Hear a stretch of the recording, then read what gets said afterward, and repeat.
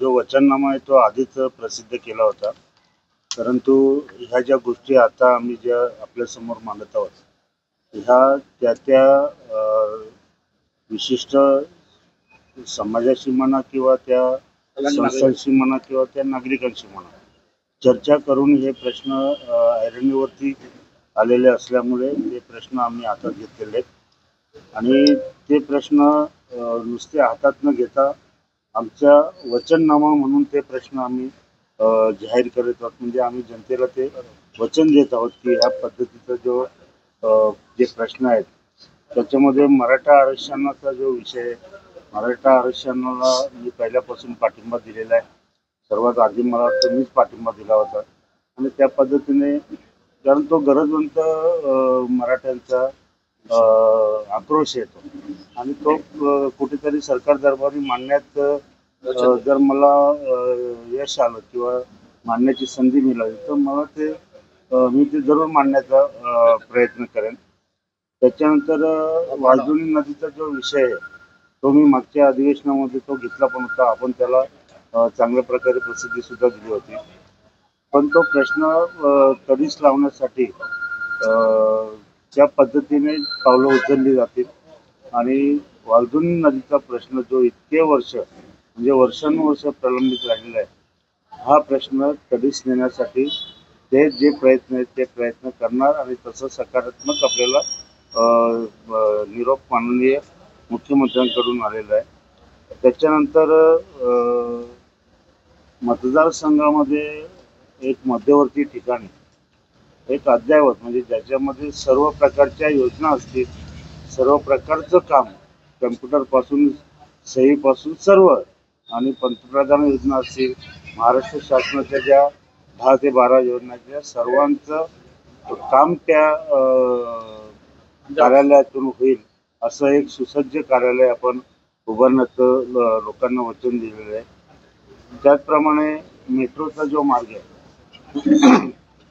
मेट्रोच्या मार्गामुळे मेट्रो बरेच दिवस झाली रखडलेली आहे. तर माननीय मुख्यमंत्र्यांशी त्या बाबतीमध्ये आपण थोडक्यात चर्चा केलेली आहे. त्यांचा पण आपल्याला संदेश आला की ठीक आहे, कोणाचं नुकसान करून आपल्याला मेट्रो करायची नाही आहे, तर त्या पद्धतीने आपण ती मेट्रो टिटवालापर्यंत नेण्याचा प्रयत्न करणार आहे, जेणेकरून जो तोडफोडीचा प्रश्न निर्माण होतो तो कुठेतरी थांबला जाईल.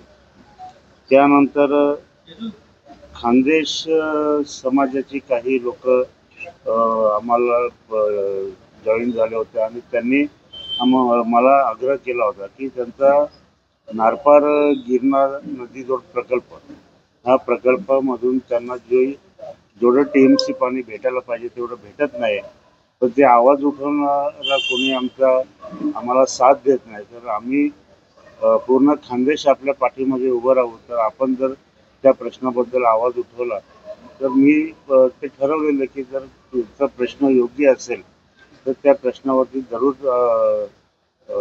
याच्यामध्ये विधानसभेत आवाज उठवला जाईल.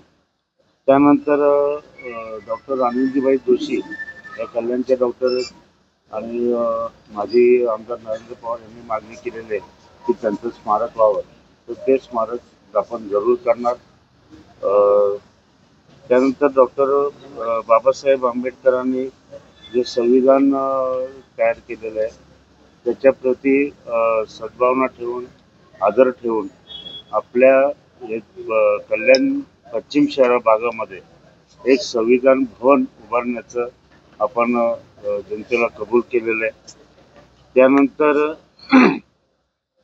कल्याण पश्चिमच्या आदरवाडीच्या जे माता रमाबाई आंबेडकर उद्यान आहे, त्या उद्यानामध्ये माता रमाईचा पूर्णाकृती पुतळा जो मला वाटतं सध्या कुठेच नाही आहे, सगळ्या त्यांची मागणी आहे की हा पुतळा बसवावा आणि माननीय मुख्यमंत्र्यांना निवेदन दिल्यानंतर त्यांनी सकारात्मक दृष्टिकोन त्या बाबतीत जाहीर केलेला आहे की हे चांगलं काम आहे आणि ते झालं तर बरं होईल अशा शब्दात त्यांनी आपल्याला पुढे जाण्याचा मार्ग दिलेला आहे.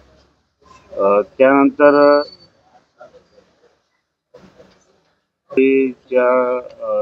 तिथे आपण महापालिकेची 7 गुंठे जागा आपण घेतलेली आहे आणि तिथे एक सुसज्ज अभ्यासिका आपण करणार आहोत.